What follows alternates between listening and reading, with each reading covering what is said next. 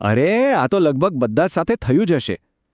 કોઈ text message કે social media પર એક નાનકડી વાત શરૂ થાય અને જોતજોતામાં ક્યારેક મોટા ઝઘડામાં ફેરવાઈ જાય એની ખબર જ ન પડે. શબ્દોનો મતલબ કંઈક બીજો જ નીકળે, લાગણીઓ દુભાય અને સંબંધોમાં ખોટી ગેરસમજ ઊભી થાય. તો ચાલો ને આજે સમજવાનો પ્રયાસ કરીએ કે આ ડિજિટલ દુનિયામાં વાતનું વતેસર કેમ થઈ જાય છે. આ સવાલ તો આપણા બધાના મનમાં ક્યારેક ને ક્યારેક આવ્યો જ હશે, ખરું ને?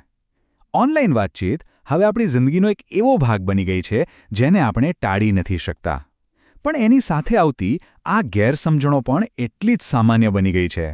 તો ચાલો આ ડિજિટલ ગૂંચવણને ઉકેલીએ અને તેની પાછળનું સાચું કારણ શું છે એ શોધીએ. કોઈ પણ સમસ્યાને ઉકેલવી હોય તો સૌથી પહેલાં એના મૂળ સુધી પહોંચવું પડે. તો આ સમસ્યાનું મૂળ ક્યાં છે? ચાલો એને જરા ખોદીને જોઈએ. ચાલો સમજીએ કે આપણી ઓનલાઈન વાતચીતમાં એવી કઈ વસ્તુ ખૂટે છે જે રૂબરૂ મુલાકાતમાં હાજર હોય છે. વાહ, શું વાત કહી છે! આ ક્વોટ આજના ડિજિટલ યુગનું એકદમ પરફેક્ટ ચિત્ર રજૂ કરે છે. આપણું મોટાભાગનું ભાવનાત્મક જીવન એ હવે આ નાનકડી સ્ક્રીન પર જ આવી ગયું છે. પણ મજાની વાત એ છે કે આ દુનિયા જેટલી આપણને જોડે છે એટલી જ ઊંડી એકલતા પણ આપી શકે છે. લાગણીઓ તો એક ક્લિકમાં વ્યક્ત થઈ જાય છે, પણ એ સાચી આત્મીયતા અને હૂંફ ક્યાંક ખોવાઈ જાય છે.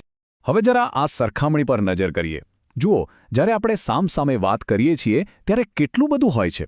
ખાલી શબ્દો જ નહીં, પણ અવાજનો ઉતાર-ચઢાવ, ચહેરાના હાવભાવ, બોડી લેંગ્વેજ આ બધું જ વાતચીતનો ભાગ હોય છે. અને આ બધું જ ડિજિટલ વાતચીતમાં ગાયબ. બસ આ જે બધું ગાયબ થઈ જાય છે ને એ જ છે એમ્પથી ગેપ, એટલે કે સહાનુભૂતિનો અભાવ, જ્યાં આપણે સામેવાળી વ્યક્તિની સાચી લાગણી સમજવામાં મોટી ભૂલ કરી બેસીએ છીએ. અને આ એમ્પથી ગેપને કારણે એક બીજી મનોવૈજ્ઞાનિક અસર જોવા મળે છે, જેને ઓનલાઈન ડિસઇન્હિબિશન ઇફેક્ટ કહેવાય છે.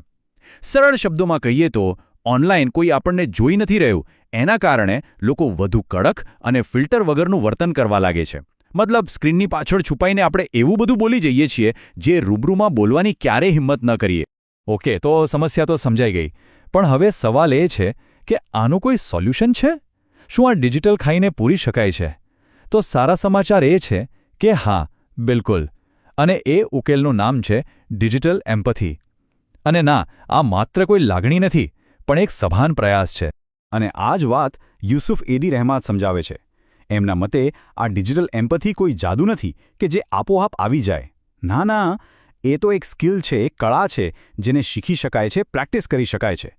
એ ટેકનોલોજીની દિવાલોને પાર કરીને સામેની વ્યક્તિની ભાવનાઓને સમજવાનો એક સભાન પ્રયાસ છે. તો સવાલ એ છે કે આ પ્રેક્ટિસ કરવી કેવી રીતે? ચાલો એના કેટલાક સિમ્પલ સ્ટેપ્સ જોઈએ. સૌથી પહેલાં તો જાગૃતિ સાથે સાંભળવું. મતલબ ખાલી શબ્દો વાંચવાના નથી, પણ એની પાછળનો ભાવ સમજવાનો છે. બીજું, ઉતાવળમાં કોઈ નિર્ણય પર પહોંચ્યા વગર કાળજીપૂર્વક અર્થઘટન કરવું. ત્રીજું, પ્રમાણિકતાથી જવાબ આપવો. અને સૌથી અગત્યનું એ હંમેશા યાદ રાખવું કે સ્ક્રીનની પાછળ પણ એક જીવંત, લાગણીશીલ વ્યક્તિ બેઠી છે. ચાલો, આ તો થઈ થિયરીની વાત, પણ આને પ્રેક્ટિકલી કેવી રીતે વાપરવું? એના માટે એક બહુ જ જોરદાર ટૂલ છે જે આપણી લાગણીઓને વધુ સારી રીતે સમજવામાં મદદ કરે છે. આ વાતને સમજવા માટે એક સાચી ઘટના જોઈએ. ગ્રીશા સ્ટુઅર્ટ નામની એક વ્યક્તિની વાત છે. એમને એક દિવસ ઓનલાઈન કોઈ અજાણ્યા વ્યક્તિ તરફથી બહુ જ ખરાબ, અપમાનથી ભરેલો મેસેજ મળ્યો. હવે આવું તો કદાચ આપણી સાથે પણ ક્યારેક થયું જ હશે, ખરું ને? હવે આવી સ્થિતિમાં પહેલો વિચાર શું આવે? ગુસ્સો કે એને બરાબરનો જવાબ આપવું? આ જ છે પેલી ઓનલાઈન ડિસઇન્હિબિશન ઇફેક્ટ જે આપણને તરત જ પ્રતિક્રિયા આપવા માટે ઉશ્કેરે છે. પણ ગ્રીશાએ કંઈક અલગ કર્યું. અહીંયા જ આખો ખેલ છે. તેમણે સ્યુડો ફિલિંગ્સ એટલે કે દેખાવની લાગણીઓ અને સાચી લાગણીઓ વચ્ચેનો ફરક પારખ્યો. જુઓ, જ્યારે આપણે કહીએ કે મને એવું લાગે છે કે મારા પર હુમલો થઈ રહ્યો છે, તો એ એક રીતે આરોપ છે. પણ એના બદલે જો આપણે કહીએ કે મને અસ્વસ્થતા લાગે છે કારણ કે મને સમજણ અને સહાનુભૂતિ નથી મળી રહી, તો આ આપણી સાચી લાગણી અને જરૂરિયાત છે.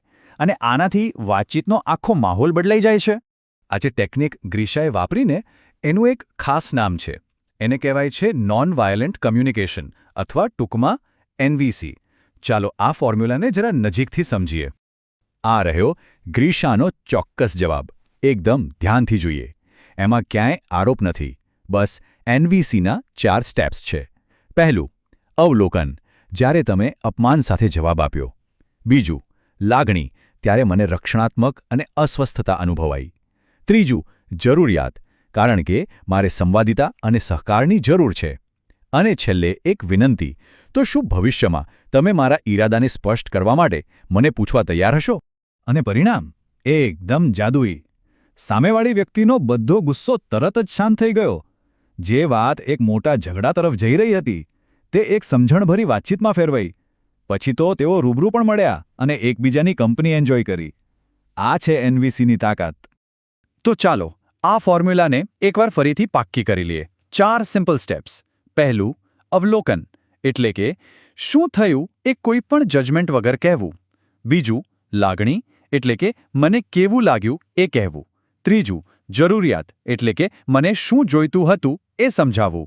અને ચોથું, વિનંતી, એક સ્પષ્ટ અને પોઝિટિવ રિક્વેસ્ટ.